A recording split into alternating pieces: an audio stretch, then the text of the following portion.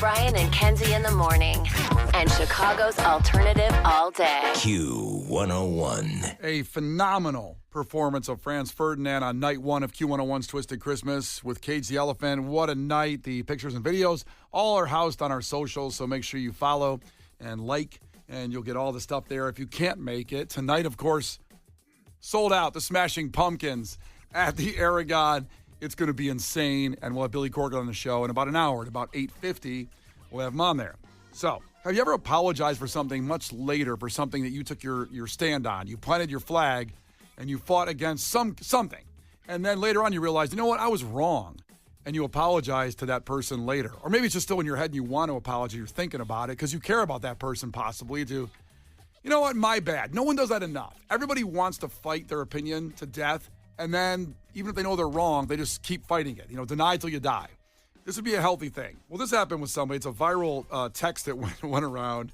And here's what it was, and here's what they were apologizing for. That's the ridiculous part. So here's how it goes out.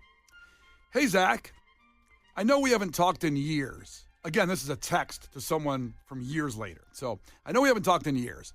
And this probably seems kind of out of nowhere. But there's a thing that's been weighing on me for a while. I just felt like it would be best for me to say something about it instead of leaving it be. There was that one time that me and you were out, and we were at In-N-Out Burger. And you said you wished they had barbecue sauce because it seemed like their burgers would be really good with barbecue sauce. I said, no way.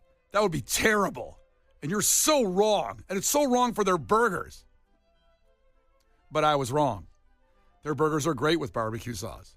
Me and the wife have brought them home and tried them this way several times now. And it always reminds me of how wrong I was on that day. Anyways, I hope you can forgive me. I've just been mortified knowing what I said that day. I hope you can forgive me. And let me know when you see this. That's the end. It's very sweet.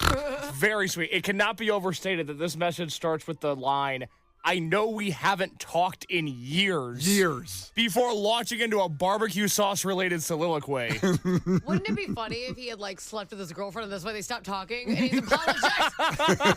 Why do you think they stopped talking? That's such a great question. Because it's the barbecue sauce really wasn't the problem. Because you don't have a barbecue sauce conversation with somebody that isn't a friend. They were very clearly tight at some point in life. Anyways, sorry about effing your mom also, but the barbecue sauce has really resonated with me. Well, you know what? Baby steps. He's starting with an apology for the barbecue sauce. Later, he'll apologize for bending his girlfriend over the hood of his car and ending that relationship. Oh my God. Well, I'm just assuming what might have happened there when you guys took us down that path. Exactly.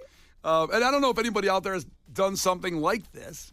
A lot of people, you're wrong in an argument, you just sit with it. It was weighing on Zach. This part of it was weighing on him that he was upset that he was wrong about barbecue sauce on In-N-Out Burgers, which you never had one. They're okay. They're on the West Coast only, I would say Rocky Mountains, California. Yeah. I've had them in Arizona. I live in Arizona for a little bit. I think they're good, but I think they're overrated as far as online. People going the best burger ever. It's not the best burger ever. It's really good. No, but it's really good. Yeah, it's whatever. fine. It's fine. Maybe better with barbecue sauce. I was going to say, imagine that. Apparently, yes. Yeah, apparently. So if you've ever had that kind of thought in your head, please hit us up at 312-591-8300. Maybe you did actually apologize for something later that you knew you were wrong about. My thing is, so somebody actually reached out to me. Okay, my ex reached out to me and he texted me. He was like, "Can you talk?" And I'm like, "Oh, jeez, that's the worst 3 words ever in the history of language." And he's like, "No, I just want to have a phone call. I'm gonna leave you alone forever." And he called me, and I'm like, I'm gonna leave you alone forever except for right now. Yeah. Yeah. I'm like, "Okay." And so he called me. Now this is the kind of ex who did a lot of bad stuff. He got a girl pregnant while we were together. This is a bad ex. And Someone that wasn't you? Yes. Okay. Yeah, not me. Someone else. I did not get pregnant. No. Someone else got pregnant while he was dating you. That sounds bad. I follow. I found out from a text from her. I'm like, so sorry, I missed the gender reveal. Sorry about that. Sired another child. Yes. So anyways, he calls me and he's like, I just really want to apologize. I treated you really bad. He started listing all these things that they were all really bad. And I'm like, yeah, no, that stuff was bad. And he goes, anyways, I've been having a lot of bad luck lately. And all I can think about is how bad I treated you, and maybe that's why my life's not going good. So I just wanted to apologize. And I go, wait. Are you apologizing because you want things to go better for you? And he's like, yeah. And then he goes, and like, I don't know. Maybe if you've been trying to like put anything on me. I go, what do you mean put anything on you? And he's like a spell or voodoo. I go, are you effing kidding me? And I go, what have I never did witchcraft. I don't understand where this is coming from. That's not true. Yeah.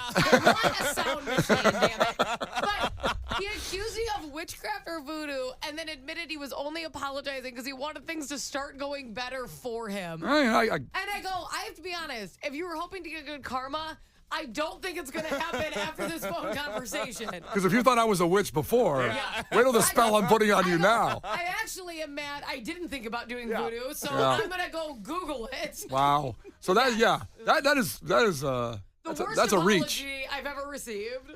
Also, I appreciate the hustle, what he's trying to do there. Oh, I love where his head's at. I would be in that same boat if I was him. I love that. Listen, my luck's bad, so if I apologize for all it sounds like a myriad of bad things he did. Lots of bad things. Besides siring another child with it. That was just one you just said. You didn't even say the other one. He's like, remember when I threw you into a closet? I go, I do. Oh, boy. That's bad. Kenzie, you do understand, though, that witchcraft is very within the realm of your possibility.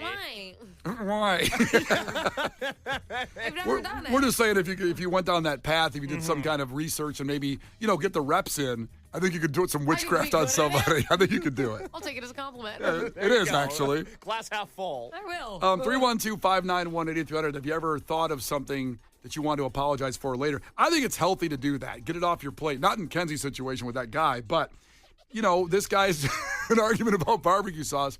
I have an apology that is kind of a blanket statement because I can't target one person with it necessarily, but I have firmly, for my entire life, despised flip-flops and sandals. I think they're the worst things ever invented. Now, why do you think that? Because you, and I don't mean to put your business on the street, you do like feet. I do like feet. And I would think that the flip-flop would be advantageous to what you like. I like them on other people, ladies, my wife. I love them. Love them. So you hate wearing them? I hate them. I think they're the most uncomfortable things ever invented. They're stupid. I've never. They're stupid. Why would you want that to have to fly off your foot all the time? And I have size 13 flat feet. Fly off of your foot? How are you launching your shoe every step? Every step is a crash They landing. don't stay on. I don't have that arch. I have flat feet, so they just fly off every time I walk. I have to go chase it down and put them on. Chase it down. Now, a great listener last year bought me Birkenstocks when I talked about this, which are ones that are closed. They have the straps over, 2 straps over to hold them on. Yeah. My long, flat, narrow feet. And you know what? When I wore them last past summer, it was amazing. It was beautiful, and it changed my perspective on life. And I've been wearing them every day. I haven't really said that on the air yet, but I go home and I take off my pants and I put on those Birkenstocks every day when I leave the show, every day. And you feel better. I do, and it's been years I fought against this, and I really sincerely apologize to everybody. I have said you're stupid for wearing flip-flops or sandals. Everybody, there's a long list. I can't narrow it to one person. You want to list off a few? Well, my wife starts number one, even though I love her feet and seeing them like that. Big foot guy? I love her feet. I love her feet. And seeing them like that, like they're in some kind of, like they're bent over a couch or something.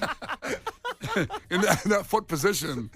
I love that. But I've said this to so many people. The list is way too long. The President of the United States. Yeah, I said that to him. Yes, of course.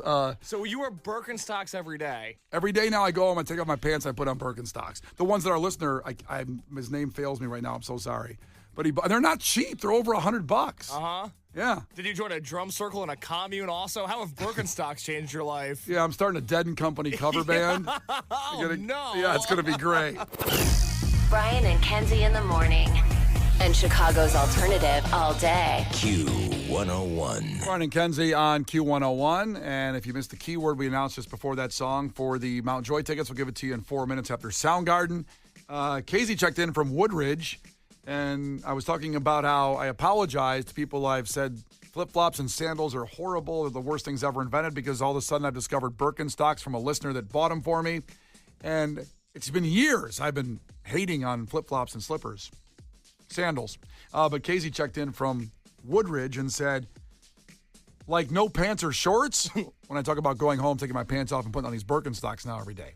So she says, just underwear and Birkenstocks? That's a look. And it's how I go through at home now. I do like taking my pants off the second I get home. And so My favorite thing, yes. So I'm in boxer briefs and Birkenstocks. So, yes, thank you for checking in from Woodridge today. And I don't know if anybody in Woodridge has that look, but if they don't, you can start it there. Casey, you can do that. You're a trendsetter, Brian. Well, somebody's got to be. It's Brian and Kenzie on Q101. The Brian and Kenzie Show. On Q101. The Brian and Kenzie Show. On Q101. It's Brian and Kenzie on Q101. We just mentioned that a second System of a Down show has been added to Soldier Field next year. And Case is saying that Live Nation's reporting that first one sold out. How about that? How about that? So that's why they announced the second show, due to increased demand. Obviously, when you're sold out, you sell out one, you can probably do another. And there's only 3 shows in the world they're doing, and now 2 at Soldier Field. For that second show, by the way, it will go on sale this Friday at noon, livenation.com. And same bill with Avenged Sevenfold as the support act there, but they call it a one-of-a-kind stadium event, and pretty amazing for a band that barely does anything anymore. Broke up, actually, without really breaking up officially. They just kind of went away, and then they come back now and then. So next Thursday, Ticket Blitz Thursday, System of a Down tickets here with Brian and Kenzie on Q101. Make sure you're here. Now, last night, Q101 Twisted Christmas Night 2, and it was Dexter and the Moonrocks, the main, Andrew McMahon doing a beautiful solo performance on a piano. All the music he's done with Something Corporate or Jack's Mannequin or with the Wilderness, his solo stuff. And then All American Rejects is bringing down the house. It was a wild night. 2 nights in a row have been insane. Some highlights of it to share with you on our own personal angle is Dexter and the Moonrocks is a band that I've championed all year as the best new band of 2024. Big traffic backup. I said leave early for this. Somebody came last night, took 2 hours from Aurora. I don't live that far away from the Aragon, but I thought I left early enough at 6:30. They started at 7. So I pull in the lot, I park, and I get out of my car. And, of course, if you don't know Dexter and the Moonrocks, this is the awesome song from them that has kind of put them on the map this whole year as number 1 on alternative radio.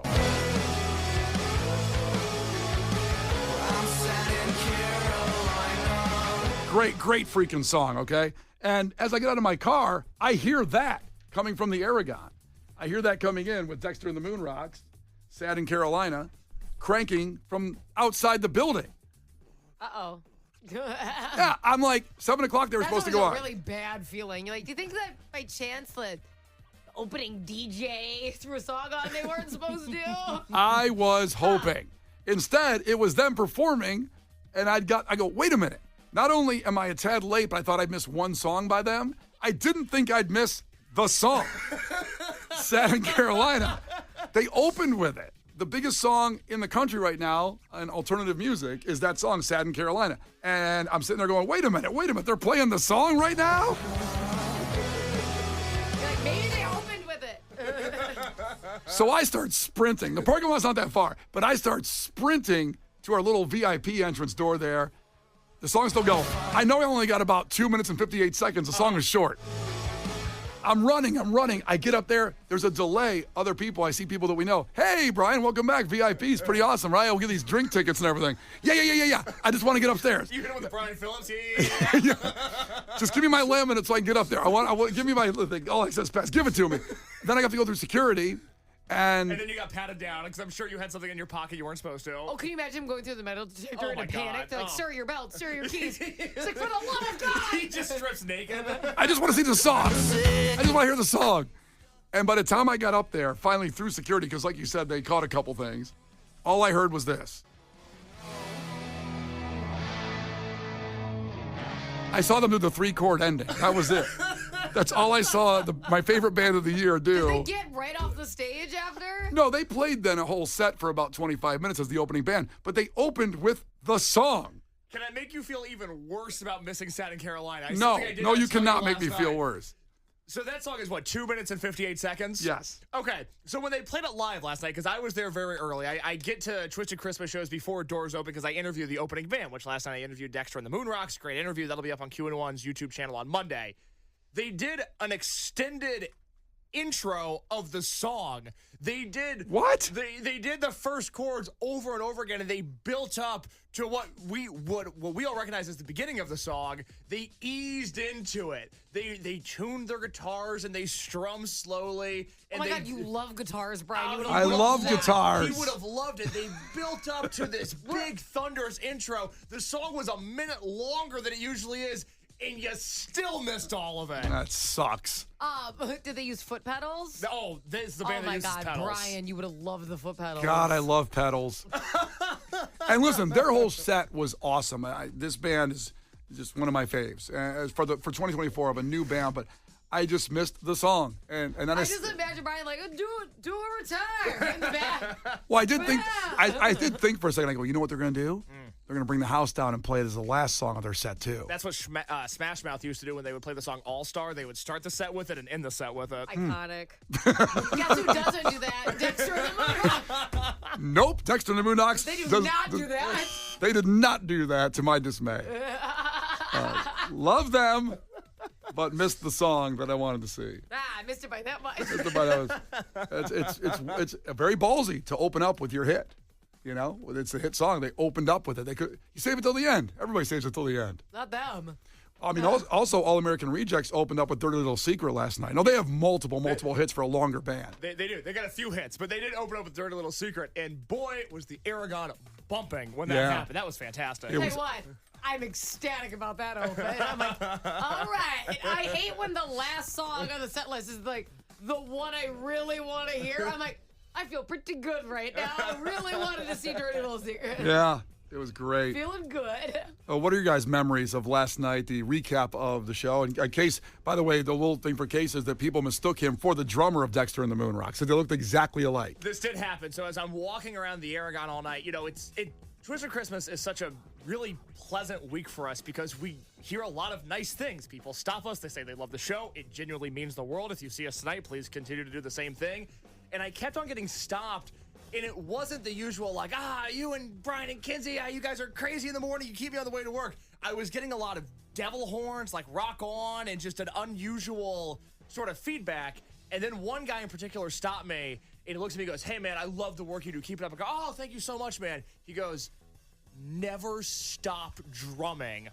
And at that moment, I did realize that I do look identical to the drummer of Dexter and the Moonrocks. And all night, everybody had been stopping me, thinking that I had just gone off stage at Twisted Christmas as the drummer of Dexter and the Moonrocks. I mean, was he wearing the same outfit as you, too? We were looking very similar. I see. I mean, it was... Kenzie, go to their website and look at the drummer of all of Dexter and the Moonrocks. He also came on stage in a Blackhawks jersey and also informed Case of the Garrett Crochet trade with the White Sox. That's right. So when we sat down to do a Case 4 with Dexter and the Moonrocks before the show, I'm wearing a White Sox hat yesterday, as I always do. And he sits down, doesn't say hello, doesn't say anything, goes, hey, did you see they traded Garrett Crochet? Yes, I did. I'm just distraught over it. But thank you for also letting me know. Yep. So everybody last night, oh, man, I love the single. You're such a great drummer. Thank you guys for coming from Texas. It means the world to me. Keep on doing what you do.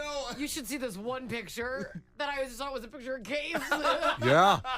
Look at this photo, Case. Doppelgangers. Standing up like that. We look identical. That one's a yowza moment. So that's all the stuff with Dexter and the Moonrocks. Of course, the whole night was incredible. Tonight is with Smashing Pumpkins, night 3. We'll have Billy Corgan on in about 15 minutes. Kenzie, what was the highlight of last night for you? I have to say, I had something happen to me that's never happened to me before last night. So again, a lot of people coming up to us, and it's so fun. I love, especially when people are like, oh, I've played you in Clash with Kenzie, and I just love those moments.